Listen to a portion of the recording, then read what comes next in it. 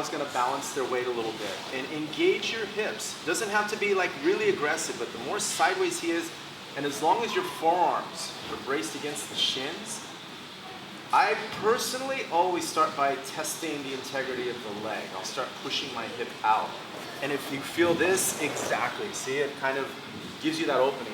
But engage your hips, go side to side and explore which option you find is available. If you push those hips out and the leg starts to extend. Do you ever hedge your bets for the testing by having one foot behind you and one in front? So I can do both. I always do that. I always do that. Yeah. Just for the record, I always, whenever, the next technique we're gonna do, it's this motion, it's this position here. A little detail, whenever you turn away from your partner, I never want to have my foot here. Sometimes we get caught because we don't want them to push our back to the ground, but now I block my ability to move my hip. Anytime I turn, I always throw this leg out. Because from here, I can go out, I can go back, and I can go this way. So it's just a little, you're not always going to be in a position where you can choose, but most of the time you can.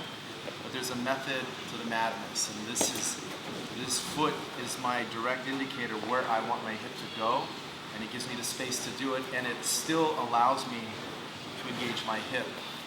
This leg is on top. It's going to be very hard for you to move your hip out. So does that answer your question?